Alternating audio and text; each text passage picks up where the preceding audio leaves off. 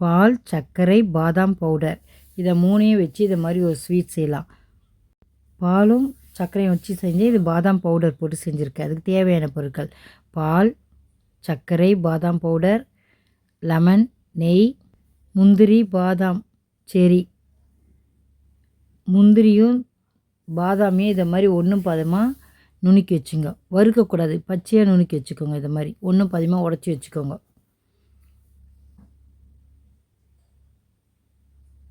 அவ்வளோதான், நுணுக்கியாச்சு. இப்போ நம்ம எப்படி செய்கிறதுன்னு பார்க்கலாம். பாலை எடுத்து ஈரமான பாத்திரத்தில் ஊற்றிடுங்க. திக்கான பால் ஊற்றணும். திக்கான பால் ஊற்றிட்டு அதில் நல்லா பொங்கி வந்தோடனே கொஞ்சம் சுண்ண பிறகு லெமன் பிழிஞ்சிடுங்க. பிழிஞ்ச உடனே இது மாதிரி திரியாகிடும். இதை நல்லா கலரி விடுங்க. அதில் தண்ணி இருக்கிறதெல்லாம் சுண்டணும். முதல்ல நல்லா சுண்டுட்டோம் இந்த தண்ணி. இப்போ சர்க்கரை சேர்த்துருங்க. சர்க்கரை சேர்த்து நல்லா கலக்குங்க. சர்க்கரை சேர்க்கும் போது கொஞ்சம் தண்ணியாக இருக்கும். நீங்கள் கொஞ்சம் ஸ்டவ்வை வேகமாக வச்சு நல்லா கலரி விட்டிங்கன்னா தீயாது. ஆனால் பக்கத்துலேயே இருந்து கலரின்னு ஒட்டிக்கிட்டு போயிடாதீங்க. பாதாம் பவுட்ரு போட்டு கொஞ்சம் கலக்குங்க.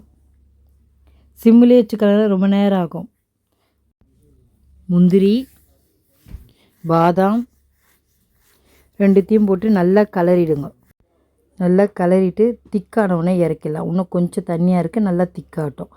இப்போது ஒரு ஸ்பூன் நெய் சேர்த்துட்டு நல்லா கலருங்க. இது மாதிரி நல்லா கலரி விட்டுருங்க. நல்லா இது மாதிரி கலருங்க. இது உதிரியாக வந்தோடனே இறக்கிடலாம்.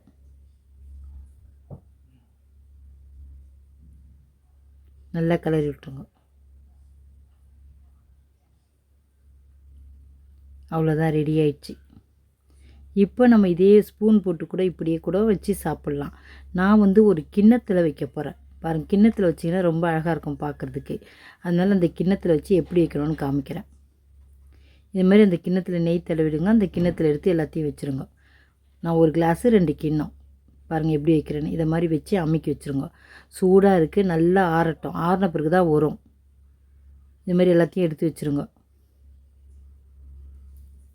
இப்போ பாருங்கள், நான் எடுத்து காமிக்கிறேன் எப்படின்னு. இது மாதிரி வச்சுட்டு ஆற வச்சுருங்க. ஆறின பிறகு தான் வரும். செடியை கட் பண்ணி அது மேலே வச்சிடலாம். பார்க்க அழகாக இருக்கும். பாருங்கள், இது மாதிரி வச்சு தட்டினீங்கன்னா வந்துடும். ஆறின பிறகு வந்துச்சு பாருங்கள். இது மாதிரி தட்டினீங்கன்னா வந்துடும். செடியை மேலே வச்சிடலாம். பாதாம் பால்கோவா ரெடி. நீங்களும் செஞ்சு இதே மாதிரி சாப்பிட்டு பாருங்கள். சாப்பிட்டு பார்த்துட்டு எப்படி இருக்குன்னு சொல்லுங்கள்.